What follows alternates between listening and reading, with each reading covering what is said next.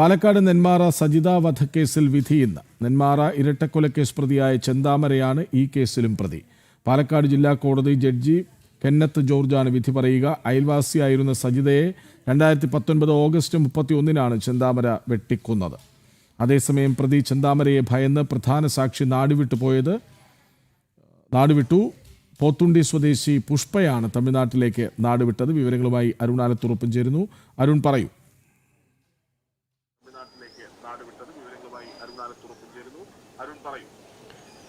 പ്രമാദമായ സജിത വധക്കേസിൽ ഇന്ന് കോടതി വിധി പറയുമെന്നുള്ളതാണ്. 2019 ഓഗസ്റ്റ് 31-നാണ് പാലക്കാട് നെന്മാറ പോത്തുണ്ടിയിലുള്ള ബോയൻ കോളനിയിൽ സജിത എന്ന യുവതിയെ ചെന്താമര എന്ന അയൽവാസി വെട്ടിക്കൊലപ്പെടുത്തുന്നത്. പ്രധാനമായിട്ടും ഈ ചെന്താമരയുടെ ഭാര്യ പിണങ്ങിപ്പോകുന്നതിന് കാരണം സജിതയും കുടുംബവുമാണ് എന്ന് ഒരു തെറ്റിദ്ധാരണയാണ് ഈ കൊലപാതകത്തിലേക്ക് നയിച്ചത് എന്നുള്ളതാണ്. ഏതായാലും ആ സംഭവത്തിന് ശേഷം പിന്നീട് അതിൽ 68 സാക്ഷികൾ ഉണ്ടായിരുന്നു.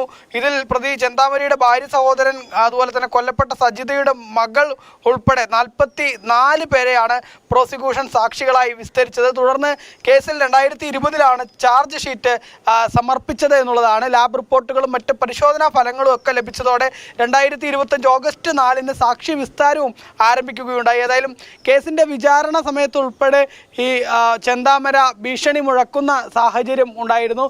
മാത്രമല്ല, ഈ സജിത വധക്കേസ് 2019 നടന്നതിന് ശേഷം 2025 ജനുവരി 27-ന് ഈ പ്രതി പരോളിൽ ഇറങ്ങുകയും അതിനുശേഷം ജാമ്യത്തിൽ തുടരുന്നതിനിടെ ഈ അദ്ദേഹത്തിൻ്റെ വീട്ടിലേക്ക് തന്നെ പോവുകയും അവിടെ വെച്ച് ഈ സജിതയുടെ തന്നെ ഭർത്താവായ സുധാകരനെയും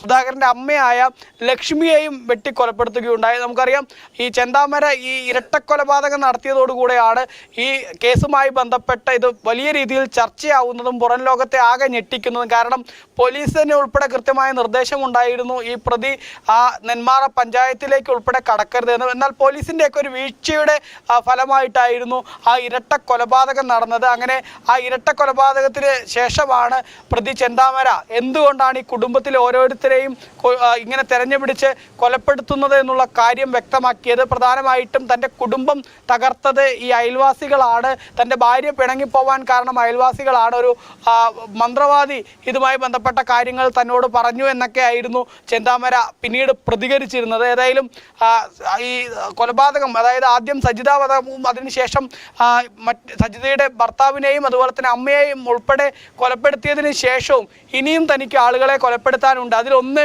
പുഷ്പ എന്ന മറ്റൊരു അയൽവാസിയാണെന്നുൾപ്പെടെ ഈ ചെന്താമര പറഞ്ഞിരുന്നു. ഏതായാലും ആ പുഷ്പ ഇപ്പോൾ നാട് വിട്ടിരിക്കുകയാണ്. ചെന്താമരയെ ഭയന്നുകൊണ്ടാണ് അവർ നാട് വിട്ടിരിക്കുന്നത്. ഇനിയും ചെന്താമര എങ്ങനെയെങ്കിലും ജയിൽ ചാടുകയോ മറ്റോ ഉണ്ടായാൽ അത് തൻ്റെ ജീവന് തന്നെ ഭീഷണിയാവുമെന്നുള്ള ബോധ്യത്തിൻ്റെ അടിസ്ഥാനത്തിൽ അവർ ഇപ്പോൾ പാലക്കാട് നിന്ന് തമിഴ്നാട്ടിലേക്ക് നാട് വിട്ടിരിക്കുന്നു എന്നുള്ളതാണ്. ഏതായാലും ഈ പ്രമാദമായ കേസിലാണ് ഇന്നിപ്പോൾ കോടതി വിധി പറയാൻ പോകുന്നത്. സജിത വധക്കേസിൽ ഇന്ന് വിധി പറയും. ചെന്താമരയാണ് ഈ കേസിലെ പ്രതി. വിവരങ്ങൾ നൽകുകയായിരുന്നു അരുൺ ആലത്ത്.